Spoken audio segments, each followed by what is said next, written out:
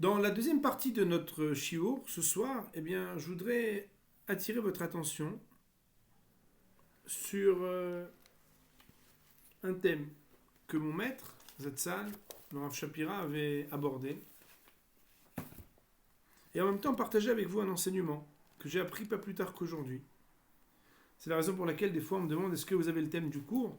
Je préfère dire non jusqu'à la dernière minute. C'est pas que je prépare à la dernière minute, c'est que comme Baruch Hashem, on a la chance de pouvoir étudier, alors ça nous permet de pouvoir partager parfois du pain qui est tout frais, qui sort à peine du four. Concernant le fait qu'il y a des nouveaux religieux et des anciens religieux, il me semble qu'il y a une réflexion très intéressante à avoir. Quand on parle du don de la Torah nous dit B'chodesh hashlishi latzet bnei Yisrael me'eretz Mitzrayim bayom hazeh ba'u midbar Sinaï. On est dans le 19e chapitre de l'Exode, deuxième livre de la Torah, et on nous dit au 3e mois de la sortie des Bnei Israël d'Égypte, donc le mois du don de la Torah, le mois de Sivan, bayom hazeh, en ce jour-ci, ba'u midbar Sinaï.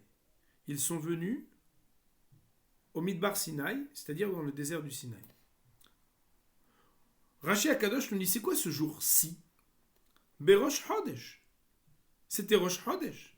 Le don de la Torah n'a pas eu lieu le premier du mois de Sivan. Il a eu lieu le 6 Sivan. Cette année-là, c'était le 7 Sivan, mais nous le célébrons le 6 Sivan. Alors, pourquoi mentionner Bayom Hazeh quand on parle du Rosh Chodesh, du mois où on va recevoir la Torah? Il y a encore quelques jours. Il n'y a a priori aucun intérêt, aucune importance au Rosh Chodesh Sivan, plus qu'un autre Rosh Chodesh. Rashi nous dit Lo hayat tsarich lichtov ela bayom ha'u. Il lui suffit de dire bayom ha'u. La raison pour laquelle on dit bayom hazeh, ma'u bayom hazeh, et ce sont des mots très connus, sheyiyu divrei Torah haddashim alecha kilu hayom nitenu. Que soient les paroles de la Torah sur toi, nouveaux ou nouvelles, puisqu'on parle de paroles de Torah, comme si elles avaient été données aujourd'hui. Autrement dit, Moraï Verabotai, le fait qu'on nous dise Bayom Hazeh, c'est pour nous enseigner que quelque chose doit rester nouveau dans le matin de Torah. D'ailleurs, une fois, j'étais invité à des Sheva Brachot, et parfois, je ne peux pas me rendre au mariage de mes élèves, alors j'essaie de venir au Sheva Brachot, et j'avais fait un cours, et j'avais dit que il y a un concept que les jeunes filles et que les dames connaissent, c'est les crèmes antirides. D'ailleurs, les rayons des crèmes sont très intéressants, surtout pour les hommes. Ils sont impressionnés de voir tous les détails. D'ailleurs, la crème antiride, quand on a la soixantaine, si on la vendait que quand on a 60 ans, ça ne marcherait pas très bien. Donc il y a une crème qu'on propose déjà à 40 ans, il y a même une crème qu'on propose à 30 ans. On est dans le préventif, mais on pourrait même vous dire que si vous voulez ne pas avoir besoin de crème anti-rides parce que vous n'aurez pas de rides, alors dès que vous êtes très jeune, même à 15-20 ans, il faudrait déjà commencer à prendre soin. D'être dans la prévention avant même de pouvoir imaginer avoir des rides. La Torah, avant même qu'elle n'ait été donnée, il est marqué ici quelque chose de très particulier.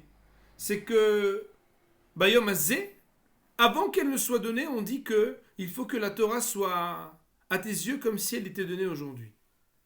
Ça veut dire quoi? Eh bien,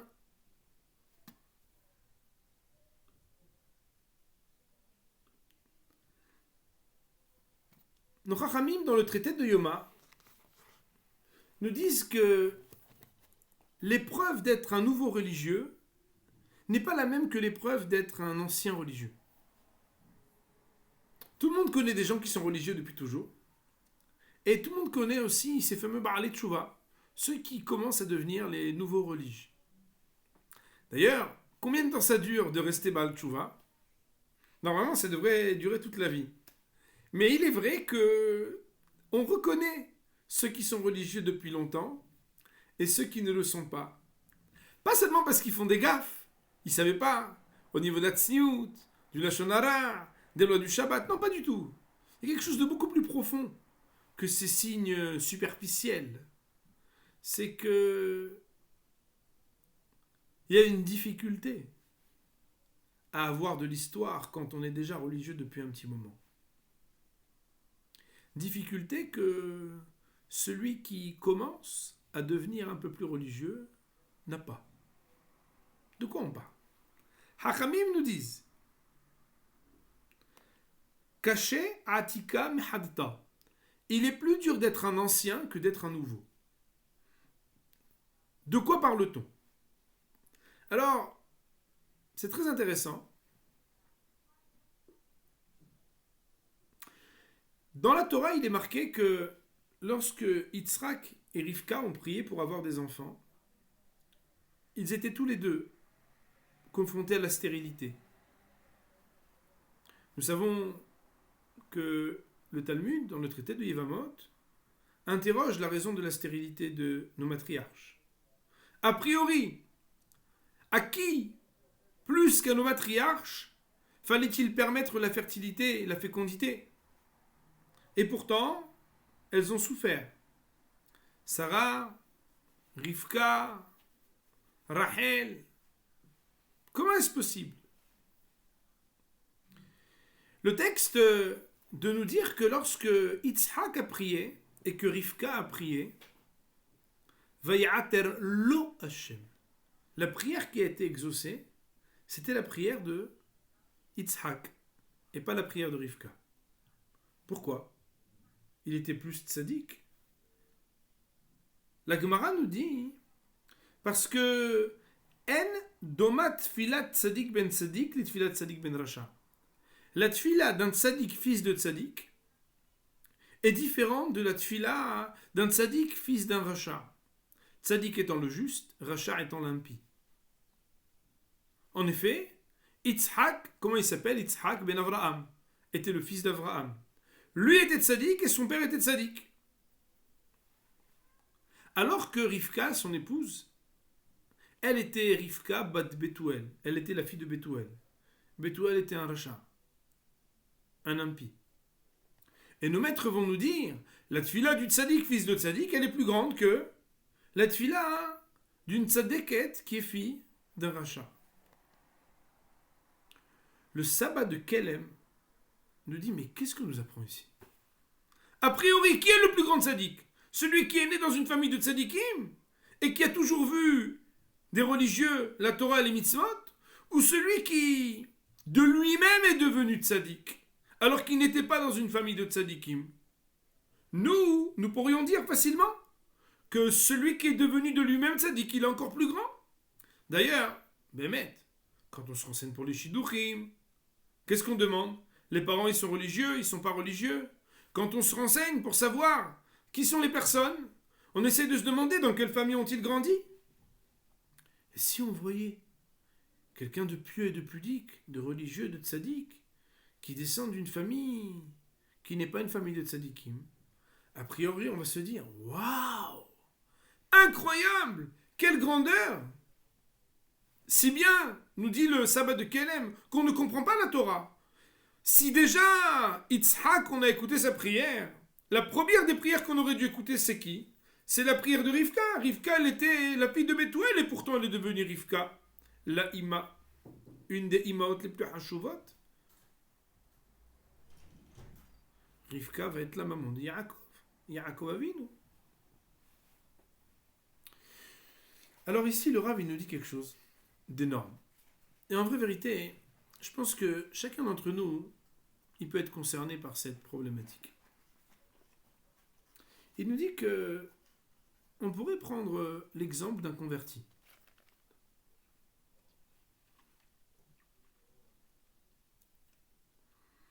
Qu'est-ce que c'est qu'un converti?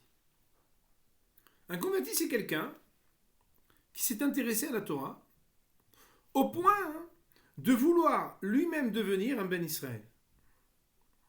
Bémet, que bon, il faut vraiment le vouloir.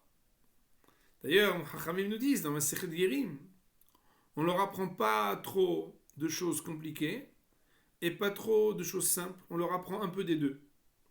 Un peu de choses compliquées parce qu'il faut qu'ils comprennent que c'est du sérieux, mais pas trop pour ne pas les décourager.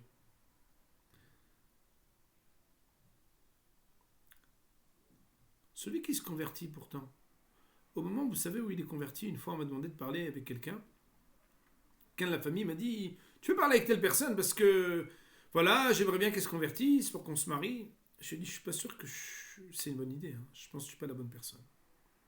Il m'a dit, mais si, il faut lui parler, c'est très important pour moi. Je suis sûr. Pas de problème. Nous avons échangé et j'ai expliqué qu'est-ce que ça veut dire la Torah. C'est quoi la Torah? C'est quoi les mitzvot? Et j'ai dit un peu des calottes et un peu des hamurot. Quelques halachot faciles et quelques halachot un peu plus difficiles.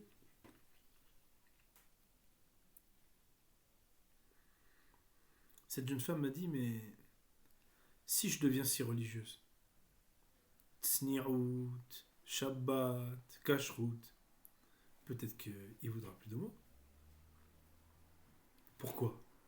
Parce que lui-même, il n'est pas aussi religieux que ça. J'ai dit, oui, mais il y a une différence. C'est que lui, il va vous dire qu'il est né comme ça. Mais vous, si vous voulez vous convertir, c'est que vous allez voir une vérité pour laquelle vous allez être capable de vous arracher à tout ce que vous étiez avant pour devenir une Bat Israël.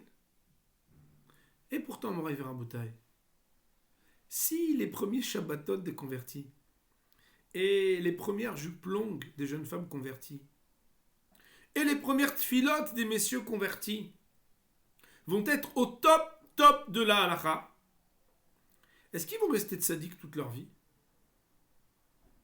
Eh bien non, eux aussi ils vont faire des averot.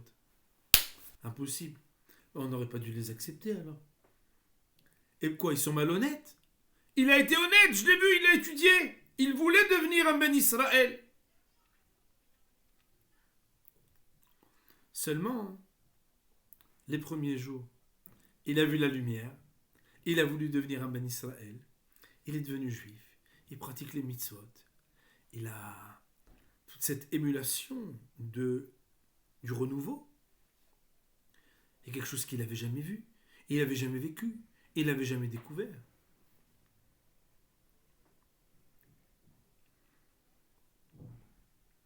Mais quand il commence à s'habituer, quand il commence à ne plus voir des choses qu'il ne connaissait plus, mais juste à refaire et répéter des choses qu'il avait déjà vues, alors des problèmes nouveaux commencent.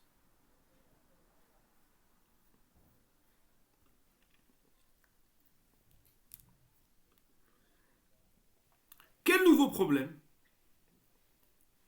Les problèmes de ce qu'on appelle ici Kasher Atika Mehadta. Quand on a de l'ancienneté, c'est plus dur que quand on a de la nouveauté. Celui qui a de la nouveauté, vous savez ce qu'il a comme avantage? Quand il fait teshuva, il ressemble un peu à ce converti. Comme disait un des grands philosophes, je sais qu'une chose, c'est que je ne sais rien. Celui qui sait qu'il ne sait pas, il a un avantage extraordinaire. C'est qu'il va s'investir, il va découvrir, il va approfondir et il va évoluer. Celui qui pense qu'il sait déjà, pour lui c'est tellement plus difficile de garder la fraîcheur, de garder une vie spirituelle sans rides. Pourquoi? Parce qu'il connaît déjà. C'est la raison pour laquelle Tzadik ben Tzadik, c'est un Tzadik qui a grandi dans une maison de Tzadikim. Bien évidemment, s'il a grandi dans une maison de Tzadikim, c'est qu'il a appris à être un Tzadik, puisqu'il a vu ses parents, qui étaient tous les deux des Tzadikim. Mais il y a quelque chose de risqué. Alors que Rivka bat Betuel, si elle avait choisi de s'arracher à la maison de son père pour découvrir la Torah et les mitzvot, pour devenir une femme vertueuse, pudique, digne d'être l'épouse de Yitzhak ben Avraham, c'est elle avait une qualité naturelle, c'est d'être dévouée et encouragée, forte, par le renouveau de ce qu'elle découvre chaque jour, qu'elle n'avait pas eu quand elle était enfant. C'est la raison pour laquelle la difficulté d'être un tzaddik ben tzaddik est de garder une prière comme si on était né dans une famille où on était un tzaddik ben racha, donne plus de valeur à la prière de Yitzhak. À niveau égal, réussir alors qu'il était à Antika, à avoir la même force et la même ferveur dans sa prière que n'était la prière de Rivka bat Betuel qui était Tzadik ben Racha, ça c'est quelque chose de particulier. Et c'est pour ça que c'est sa prière, nous dit le Rav Simcha Zissel, le sabbat de Kelem. C'est pour ça que c'est la prière de Yitzhak qui a été écoutée et exaucée avant la prière de Rivka. Qu'est-ce qu'on veut nous apprendre ici? On arrive à Rabotai. On se souvient tous et on peut voir autour de nous l'émulation, le sourire et le bonheur de ceux qui franchissent la barrière et qui découvrent le monde de la Torah et des mitzvot. On le voit. Les gens qui viennent de découvrir la tzniut, la Torah, l'étude, les lois de la Shonara, les amis religieux, ils sont là et ils sont comme des fous. Ils kiffent, ils sont contents, ils sont dans l'engouement, dans l'émulation. Il arrive un moment, Moray Verabotai, où il y a une petite crise intérieure. La Torah, elle nous en parle avant même de nous donner la Torah. On est quelques jours avant Matan Torah, et elle nous dit, on est le Rosh Chodesh Sivan. On est avant de recevoir la Torah, et on nous dit Bayom Hazeh. C'est quoi Bayom Hazeh? Il faut bien que tu saches de te préoccuper chez Yudivre Torah Hadashim Alecha Kilu Ayom Nitenu. Tu vas devoir te préoccuper de faire comme si tu étais frais et jeune et nouveau, comme si tu étais toi-même converti, alors que tu as déjà de l'histoire et de l'ancienneté sur certaines mitzvot. Comment est-ce qu'on fait ça? Eh bien, Moray Verabotai, tout simplement.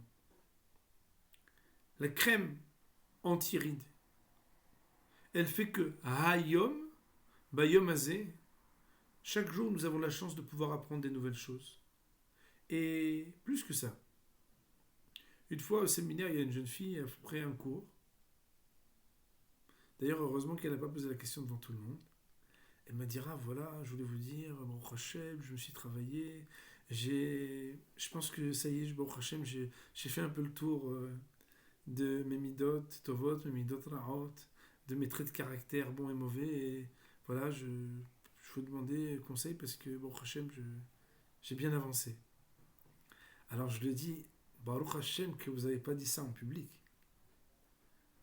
Prenez la qualité sur laquelle vous pensez que vous êtes le plus au top, le plus à l'aise, et étudiez n'importe quel livre de Moussar, de morale juive, sur ce sujet. Si vous n'avez pas l'impression d'apprendre quelque chose de nouveau, appelez-moi tout de suite, ça veut dire que c'est très grave. Qu'est-ce que je veux dire par là? Moray Verabotai.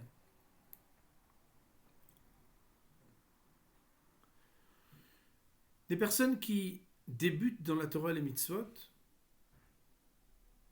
ont tellement de choses à apprendre et sont tellement dans la découverte qu'ils vivent le Hayom, que tout est nouveau chaque jour, sans effort.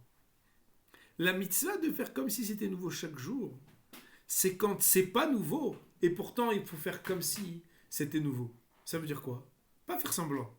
Être capable de revoir les fondamentaux. Vous savez combien d'entre vous ont des notions sur Pessah? Tout le monde a des notions sur Pessah.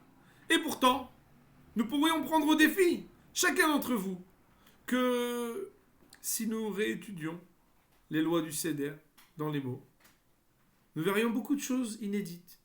De la même manière, Shabbat, moi je connais Shabbat, j'ai toujours fait Shabbat. On a toujours fait chez mes parents ceci, cela. Chacun pourrait dire ça. Mais qui d'entre nous est capable de faire comme si c'était Hadashim, ça veut dire d'apprendre. Apprendre comment? En écoutant un cours, en lisant quelque chose de nouveau. Ça veut dire donner réminiscence à notre judéité. Comment? En faisant comme si on ne connaissait pas. D'ailleurs, il faut savoir, mon rêve Rabotai, que quelqu'un qui est installé parce qu'il pense qu'il est déjà bien dans sa Torah et ses mitzvot, il est, Hazvu Shalom, comparé à quelqu'un qui est vieux et qui n'attend que la fin, Bar Minan. La vitalité d'un être, c'est qu'il est toujours occupé. Il n'attend pas que le temps passe. Et si les gens le comprennent sur le plan professionnel, où aujourd'hui, vous avez toutes sortes de formations et des mises à jour, et on avance et on apprend des nouvelles choses chaque mois et chaque année parce qu'on se met à la page, c'est normal. Au lieu de parler de moderniser la Torah pour la réadapter à des choses nouvelles, modernisons-nous à nous en devenant comme si nous étions à nouveau ceux qui reçoivent la Torah. C'est la raison pour laquelle nos Hachamim nous disent on doit dire Hayom et on doit marquer un arrêt quand on fait le Kriyat Shema. Pourquoi? Parce qu'on doit nous dire que les paroles de Torah, elles sont comme si c'était aujourd'hui qu'on les avait reçues. Ça veut dire quoi, mon rêve Rabotai? Ça veut dire qu'en réalité, on aime bien se donner bonne conscience et on aime bien se dire qu'on connaît. Mais en fait, c'est un piège de faire ça. Parce que quand on n'apprend plus, on perd la fraîcheur. Quand on n'est plus dans l'évolution, on est dans la régression. Parce que dans la spiritualité, mon rêve Rabotai, on ne peut pas stagner. D'ailleurs, il y en a qui vous diront que de la même manière, l'argent, il ne faut pas qu'il dorme. Parce que même dans le matériel, les gens, ils comprennent qu'un muscle, il ne faut pas l'atrophier, donc il faut bouger. Et que l'argent, il faut l'investir. Eh bien, je vous apprends un hidouche, quelque chose de nouveau. C'est que dans le spirituel, c'est la même chose. Quand tu n'avances pas, tu recules. Quand tu ne cherches pas à rester jeune, tu es en train de te vieillir. Quand la Torah nous dit Bayomazé, elle nous dit quelque part, là où tu n'évolues plus, tu as le risque du tzaddik ben tzaddik.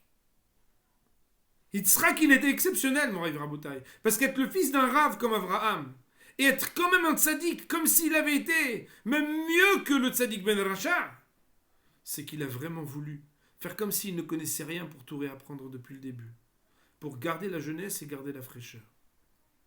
Pour rester frais et garder la jeunesse dans la Torah, il faut le vouloir. Aujourd'hui, il me semble que depuis la révélation du Sinaï, on était tous réunis au pied de la montagne. Il n'y a jamais eu, depuis le Har Sinaï, un moment où l'accessibilité, c'est-à-dire l'accès possible à la connaissance de la Torah, n'a été aussi facile. Et pourtant, si vous vous demandez qu'est-ce que j'ai appris de nouveau aujourd'hui que je ne savais pas hier, et en quoi est-ce que je ne me laisse pas porter à écouter des choses que je sais déjà pour justement essayer d'évoluer et de grandir et de devenir un peu celui qui continue à se convertir et reconvertir toute sa vie au judaïsme pour devenir un meilleur juif, eh bien mon rêve Rabotai, c'est qu'il ne reçoit pas la Torah. Ceux qui ne connaissent pas reçoivent la Torah, mais ceux qui connaissent déjà, sont-ils capables de recevoir la Torah? La Torah elle est reçue chaque jour, et la Torah elle est reçue le jour du don de la Torah, mais elle dépend de celui, vous savez, qui est capable de dire vous en voulez? Dit non, moi j'en ai déjà. Vous voulez un chiour? Non, mais moi je viens d'une famille religieuse. Il y a un cours sur la tzniout, mais moi j'ai une jupe longue, je connais déjà. Oui, il y a un cours sur le lashon hara. Mais moi, vous savez, je sais très bien. Marie Verbotaille, quand quelqu'un il dit je sais, il est en danger. Le danger de se dire Ratika, c'est qu'il n'y a plus la même fraîcheur.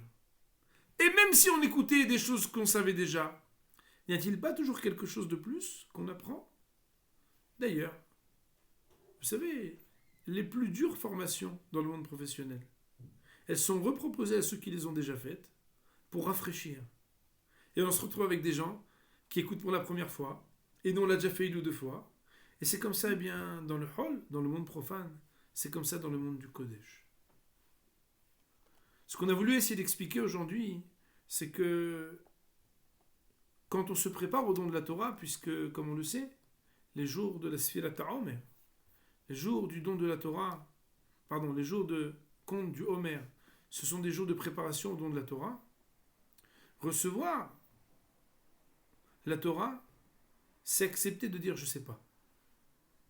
Accepter de dire je sais pas quand on sait vraiment rien, c'est facile. Quelqu'un qui connaît rien à la Torah, quand on lui propose un shiur, il est un peu gêné parce que des fois il sait pas, mais il vient au shiur. Mais quand quelqu'un il est déjà religieux, est-ce qu'il y a des choses nouvelles qu'il apprend?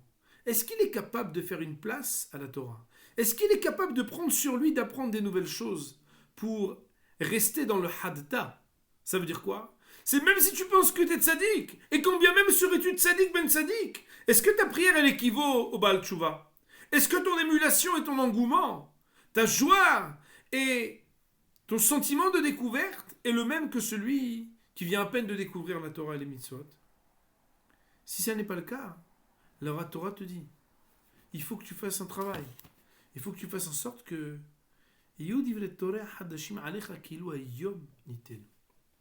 et ça, c'est une leçon très importante pour chacun d'entre nous. Mettons un peu de crème anti-rides. Apprenons chaque jour des nouvelles choses, même quand nous connaissons déjà.